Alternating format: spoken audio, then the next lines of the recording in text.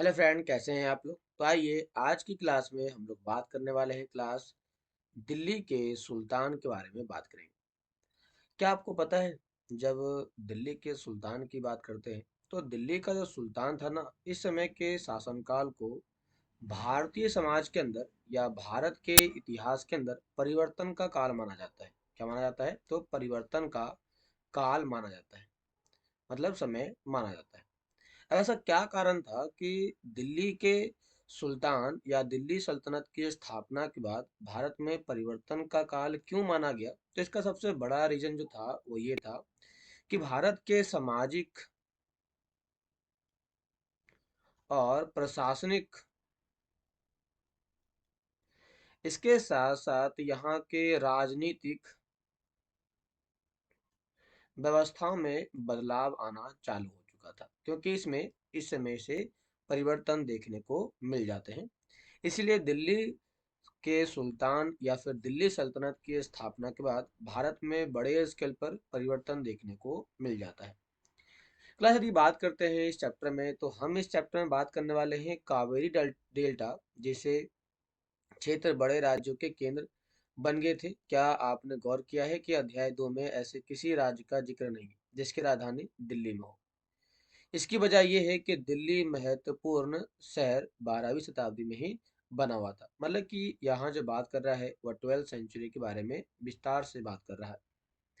Class इस chapter में हम विस्तार से ये देखेंगे कि कौन कौन से राज्य या कौन कौन से सल्तनत दिल्ली सल्तनत के अंदर आती है। आइए इसके लिए पढ़ते हैं क्लास। तो क्या बात करते हैं दिल्ली के सुल्तान के बारे में या सल्तनत के बारे में, तो बात आती है कि 1200 से लेकर के 1526 के दौरान उत्तर भारत के भूभाग पर शासन करने वाले शासकों को सुल्तान और उनके शासनकाल को दिल्ली सल्तनत के नाम से जानते हैं। आइए जब बात करते हैं दिल्ली के सल्तनत के बारे में या दिल्ली सल्तनत के बारे में यदि बात करते हैं, तो यह तुर्क और अफगान मूल के थे। मतलब कि जितने भी लोगों ने दिल्ली के ऊपर शासन किया, किसके ऊपर? तो दिल्ली के ऊपर जिन लोगों ने भी शासन किया था वो कहाँ के थे? या तो वो तुर्क के थे या तो फिर वो अफगान के थे। इन लोगों ने क्या किया? तो इन लोगों ने भारत में राजपूतों को हरा करके दिल्ली की सल्तनत की स्थापना का काम चालू किया था। मतलब कि इन लोगों ने दिल्ली के अंदर जो पहले राजपूत थे उनको हराने का काम किया। लेकिन इससे पहले एक चीज और भी आई, मैं दिखाता हूँ आपको, यहाँ पर समझा देता हूँ। जब हम बात करते हैं दिल्ली के बारे में, तो दिल्ली के अंदर पहले जो राजपूत थे जिन्होंने इस पे शासन किया था वो थे तोमर। कौन थे? तोमर। तो तोमर राजपूतों के काल में दिल्ली किस साम्राज्य की राजधानी बनी? तो 12वीं शताब्दी के मध्य में तोमर को अजमेर के चौहान ने परास्त किया था। मतलब ये हुआ कि यहाँ पर आपको देखने को ये मिलेगा, जो हमारे पास दिल्ली, जो दिल्ली है, दिल्ली में पहले कौन था? तो दिल्ली में जो पहले था वो था तोमर था। कौन था? तोमर। फिर दूसरा कौन आ गया? फिर आ गया चौहान आ गया। कौन आ गया? फिर चौहान आ गया। जब चौहान की बात करते हैं तो चौहान ने क्या किया? तो दिल्ली के अंदर चौहान के शासनकाल में वाणिज्य का एक महत्वपूर्ण केंद्र बन चुका था। ये वाणिज्य का मतलब क्या होता है? कमर्शियल। मतलब कि यहाँ से व्यापारिक काम बड़े स्केल पर हुआ करते थे, व्यापारिक लेन देन काफी बड़े स्तर पर हुआ करते थे। इस शहर में बहुत सारे समृद्धशाली जैन व्यापारी रहा करते थे। जैन व्यापारी जिन्होंने अनेक मंदिरों का निर्माण करवाया था। यहाँ देहली वाले कहे जाने वाले सिक्के भी ढाले जाते थे जो काफी प्रचलन में थे। मतलब कि जब व्यापारिक केंद्र होगा तो यहाँ पर लेन देन होगा, व्यापार होंगे, लेन देन होंगे। तो लेन देन के समय में यहाँ पर जिन चीजों का इस्तेमाल किया गया एक्सचेंज करने के लिए वो थे सिक्के। और सिक्के पे क्या लिखा गया? सिक्के पे लिखा गया देहली वाले सिक्के लिखे गए। यदि हम बात करते हैं दिल्ली के सल्तनत के बारे में, तो सबसे बड़ी बात यह आती है कि 13th सेंचुरी के शुरुआती टाइम में दिल्ली सल्तनत की स्थापना होती है। और इसके साथ दिल्ली एक ऐसी राजधानी में बदल गई जिसका नियंत्रण इसे उपमहाद्वीप के बड़े क्षेत्र पर फैला गया था। यदि हम बात करते हैं इसके बारे में कि कौन कौन से यहाँ पर साम्राज्य फैले हुए थे, यदि बात करते हैं इसके बारे में, तो क्लास आता है क्या? कहता है कि जब मोहम्मद गोरी भारत आता है तो उसने युद्ध किया किसके साथ? पृथ्वीराज चौहान के साथ। और फिर दिल्ली सल्तनत की स्थापना कर डाली। कब? 1200 से लेकर के 1526 के बीच में दिल्ली सल्तनत का कार्यकाल होता है, जब टोटल 300 सालों का होता है। 300 सालों के काल को हम कहते हैं गुलाम वंश के नाम से मशहूर होता है, क्योंकि इस समय भारत के ऊपर बड़े स्केल पर भारत के लोगों को गुलाम बनाया गया था। ऐसे कौन कौन से लोग थे जिन्हें तमिल सॉरी जिन्हें दिल्ली सल्तनत के रूप में शामिल करते हैं तो वह थे मामलुक था, जो 1206 से लेकर के 1290 तक रहता है। खिलजी वंश था, जो 1290 से लेकर के 1320 तक रहता है। तुगलक वंश था, जो 1320 से लेकर के 1412 तक रहता है। सैयद वंश 1412 से 1451 तक। लोधी वंश 1452 से लेकर के 1526 के शासनकाल तक इनके साम्राज्य देखने को मिल जाते हैं। अब आइए चालू करते हैं इसमें। देखो कहता है क्लास के, यदि कहा जाता है इनके समय के बारे में, तो यहाँ पे कहता है कि उन 5 वंशों की पहचान कीजिए। तो अभी मैंने आपको दिखा दिया कि कौन कौन से वंश थे जिन्होंने यहाँ पे शासन किया था। जिस इलाके को आज हम दिल्ली के नाम से जानते हैं, वहाँ इन सुल्तानों ने अनेक नगर बसाए थे। ऐसे कौन कौन से नगर इन लोगों ने बसाने के काम किए थे, आइए मैं आपको दिखाता हूँ इस मैप में। क्लास ये जो मैप आप देख रहे हैं ना, इस मैप में आपको दिखाई पड़ेगा कुछ महत्वपूर्ण नगर, जैसे कि दिल्ली ये कोना कहाँ पर है, तो ये रहा आपका दिल्ली ये कोना। फिर मिलेगा आपको सीरी, देखो सीरी मिल जाएगा, यहाँ पर छोटा सा शहर है। और फिर मिलेगा आपको जहांपना। जहांपना जो है वो इन्हीं दोनों के बीच में मिल जाता है, जहांपना। तो ये 3 जो शहर थे, इस प्रकार के दिल्ली के सुल्तानों ने इसकी स्थापना की थी। यदि मैं आपको इनके बारे में और विस्तार से बताऊं तो थोड़ा सा आपको समझ में ये आएगा कि यहाँ पर कई सारे लोगों ने शासन की स्थापना की थी, अपने साम्राज्य की स्थापना की थी। यदि हम बात करते हैं उसके बारे में, तो पहला जो था दिल्ली के ऊपर शासन जो था, वो था अनंग पाल का था, जो तोमर वंश से और ये राजपूत वंश की स्थापना करते हैं, मतलब कि राजपूत वंश से ये आते हैं। इनका जो शासनकाल होता है वो 1330 से लेकर के 1130 से लेकर के 1145 तक रहता है। फिर आता है पृथ्वीराज चौहान, जो चौहान वंश के थे, ये 1175 से 1152 तक रहते हैं। फिर आता है कुतुबुद्दीन ऐबक, जो 1206 से लेकर के 1210 तक रहता है। फिर आपका आता है समुद्दीन इल्तुतमिश। समुद्दीन इल्तुतमिश जो रहता है वो 1210 से लेकर के 1236 ईस्वी तक रहता है। फिर आता है रजिया। रजिया एक पहली ऐसी महिला थी भारतीय राजनीति में, भारतीय शासनकाल में, जो महिला के तौर पर शासन की स्थापना करती है। इसका जो शासनकाल रहता है वो रहता है 1236 से लेकर के 1240 के बीच में। अब देखो इसके बाद आपकी किताब में जो लिखा गया है ना, वो लिखा गया है गयासुद्दीन बलबन, लेकिन इन दोनों के टाइम पीरियड के बीच में एक आता है महमूद। महमूद आता है, जो 1246 से लेकर के 1266 के बीच में देखने को मिल जाता है। इसके बाद हमारे पास आता है गयासुद्दीन बलबन, जो 1266 से 1277 रहता है, और ये तुर्की शासक थे, जो तुर्क के आए थे। मतलब कि तुर्की का शासनकाल भारत में जो देखने को मिल जाता है वो कब से मिलता है, तो 1206 से लेकर के आपको 1287 तक बीच में देखने को मिल जाता है। अब आगे आते हैं तो हमारा नेक्स्ट आता है खिलजी वंश आता है। खिलजी वंश, फिर आता है तुगलक वंश, फिर आता है सैयद वंश, और फिर हमारा अंत में आता है लोधी वंश। यदि बात करते हैं खिलजी वंश के बारे में, तो इसमें 2 प्रमुख शासक थे। पहला था जलालुद्दीन खिलजी, दूसरा था अलाउद्दीन खिलजी। इनका शासनकाल 1290 से लेकर के 1316 तक रहता है। फिर आता है गयासुद्दीन तुगलक। ये तुगलक वंश के थे, इनमें 3 शासक होते हैं, गयासुद्दीन तुगलक, मोहम्मद तुगलक, फिरोज शाह तुगलक। इनका शासनकाल 1320 से लेकर के 1388 ईस्वी तक देखने को मिल जाता है। इसके बाद हमारे पास आता है सैयद वंश। यदि बात करते हैं सैयद वंश के बारे में, तो सैयद वंश जो होता है वह 1414 से लेकर के ये रहता है आपका 1445 तक देखने को मिल जाता है।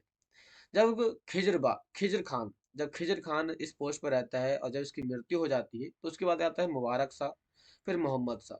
ये दोनों लोग इन पर शासन करते हैं और इनका शासनकाल 1412 से लेकर के 1445 तक देखने को मिल जाता है।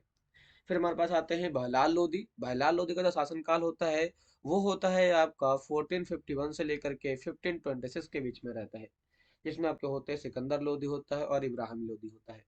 इनके साथ यहाँ पर स्थापना जो होती है, ये दिल्ली के अंदर 5 प्रमुख शासनकाल देखने को मिल जाते हैं। इसमें यदि सबसे महत्वपूर्ण देखा जाए तो हमारा चालू होता है कुतुबुद्दीन ऐबक से चालू होता है। कुतुबुद्दीन ऐबक, या उसे हम कहते हैं क्या, कुतुब उद्दीन ऐबक के नाम से भी जानते हैं क्लास। इसे अलग अलग किताबों में अलग अलग नामों से पहचाना गया है। इसका शासनकाल होता है 1206 से लेकर के 1210 तक होता है। इसके बाद यदि बात करते हैं तो ये पहला ऐसा शासक था जो गुलाम वंश का था। किस वंश का था, तो गुलाम वंश का था। ऐबक नामक दुर्ग, ये जो था ना वो तुर्क जनजाति का था। मतलब कि जो ऐबक था, कुतुबुद्दीन ऐबक, ये एक एक ऐबक नामक तुर्क जनजाति का रहने वाला था। यदि बात करते हैं इसके बारे में, तो ये निसापुर के काजी फखरुद्दीन अब्दुल अजीज कुकी ने दास के रूप में से खरीदा था। तो शुरुआती टाइम में तो एक थोड़ा जनजाति के इंसान थे, लेकिन बाद के टाइम में इसे एक व्यक्ति जो काजी था, कहाँ का, निशापुर का, उसने इसे खरीद लिया। इसका नाम क्या था? इसका नाम था फखरुद्दीन अब्दुल अजीज कुकी नाम था। फिर वो काफ़ी अच्छा गान गाया करता था, काफ़ी अच्छे उसकी सुरीली आवाज़ें थी। तो सुरीली आवाज़ में कुरान को पढ़ने के कारण उसका नाम क्या पड़ गया? कुरान खान नाम पड़ गया। क्या नाम पड़ गया? कुरान खान उसका नाम पड़ गया। फिर गजनी में गौरी ने, मोहम्मद गौरी ने उसे खरीद लिया और अमीर ए आखूर के पद पर स्थापित कर दिया। तो इसे अमीर ए आखूर के पद पर जब उसे स्थापित किया गया, यहीं से वह अपने एक नए चरमोत्कर्ष पर पहुंचना चालू कर देता है। 1206 में गौरी की मृत्यु के बाद वो पद पर आसीन होता है और ऐबक की राजधानी लाहौर में वो अपनी स्थापना कर देता है। लेकिन क्या आपको पता है एक चीज खास बात क्या है? जैसे ही ऐबक आता है, कुतुबुद्दीन ऐबक आता है, तो कुतुबुद्दीन ऐबक ने कभी भी उसने सुल्तान के पद को हासिल नहीं किया, बल्कि वो अपने पद के पीछे मलिक या फिर सिपा सलार की पदवी को हासिल करता है और इसी से वो अपने आप को संतुष्ट रखता है। गियासुद्दीन महमूद से मुक्ति पत्र प्राप्ति करने के बाद उसे दासता से आज़ादी मिल जाती है। कब? तो 1208 ईस्वी में। तो उसे जो दास पत्र मिलने के बाद जब उसे दासता के आज़ादी मिलती है, तो यहाँ से भी क्वेश्चन आपके कई बार आ चुके हैं। इसमें आता है कि अधिक दान करने के कारण जो मोहम्मद बिन तुगलक था, सॉरी, जो कुतुबुद्दीन ऐबक था, वो काफी बड़ी मात्रा में लोगों के अंदर दान पुण्य किया करता था। तो अधिक दान करने के कारण उसका जो नाम पड़ा, वो क्या नाम पड़ गया? लाख बख्श नाम पड़ गया, लाख बख्श। कुतुबुद्दीन ऐबक ने अपने पूरे समय काल में काफी सारे मंदिरों का निर्माण करवाया था, जैसे कि कुब्बत अल इस्लाम का निर्माण करवाया जो दिल्ली में था। 2.5 दिन का झोपड़ा जो काफी ज्यादा प्रचलित है आपके एग्जाम को लेकर के, जो अजमेर में बनाया गया था। फिर कुतुब मीनार बनाया गया जो दिल्ली में बनाया गया था। लेकिन कुतुब मीनार की यदि बात करते हैं, तो कुतुब मीनार इसे पूरा करने का काम जो होता है वो इल्तुतमिश करता है, लेकिन फिरोज शाह तुगलक ने इसे पूरा किया था। फिरोज शाह तुगलक ने इसे 4 मंजिल को नुकसान पहुंचा था, जिसके बाद इसे 4 मंजिल से 2 मंजिल को और बढ़ा दिया और इसे 6 मंजिल का कर दिया गया। लेकिन 1210 में 1210 में चौगान के खेल में उसकी मृत्यु हो जाती है और फिर उसे लाहौर में दफना दिया जाता है। इसी के साथ हमारा जो कुतुबुद्दीन ऐबक होता है, इसका शासनकाल खत्म हो जाता है। इससे जुड़े हुए काफी सारे क्वेश्चन आपके पूछे गए हैं, जैसे कि गुलाम वंश का संस्थापक कौन था? गुलाम वंश का संस्थापक कौन था? तो बताइए वो कौन था? क्या वो इल्तुतमिश था, अलाउद्दीन खिलजी था, बलबन था या ऐबक था?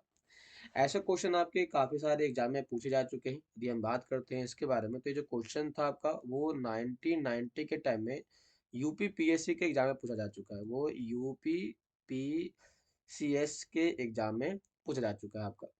फिर कहता है गुलाम वंश का प्रथम शासक कौन था? गुलाम वंश का प्रथम शासक कौन था? क्या वो इल्तुतमिश था, रजिया था, बलबन था या कुतुबुद्दीन ऐबक था? तो अभी हमने बात किया था वो कुतुबुद्दीन ऐबक ही था। पहले का जो आंसर होगा वो भी कुतुबुद्दीन ऐबक ही होगा। आपको पता है गुलाम वंश के पहले शासनकाल के तौर पर कुतुबुद्दीन ऐबक था, जिसे यहाँ पर दिल्ली लाया गया और उसने अपने राज्य की स्थापना चालू की। दिल्ली सल्तनत का कौन सा सुल्तान लाख बख्श के नाम से जाना जाता है? तो उसका भी नाम क्या था? उसका भी नाम कुतुबुद्दीन ऐबक ही था, जैसे कि अभी हमने देखा।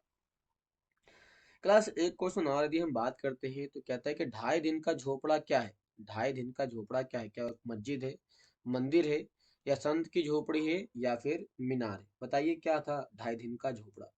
जो 2.5 दिन का झोपड़ा था वो एक टाइप का मस्जिद था, क्योंकि इस्लाम धर्म में जो भी बनाए जाते हैं, खास करके वो मस्जिद ही ज्यादातर बनाए जाते हैं। कहता है कुब्बत उल इस्लाम मस्जिद और 2.5 दिन का झोपड़ा स्थित है कहाँ कहाँ पर इसे बनाया गया है? तो मैंने आपको अभी ऊपर दिखाया है कि कौन सी चीजें कहाँ पर बनाई गई थी। तो बताइए कौन सी चीजें कहाँ पर बनाई गई थी? क्या आपको पता है इसके बारे में?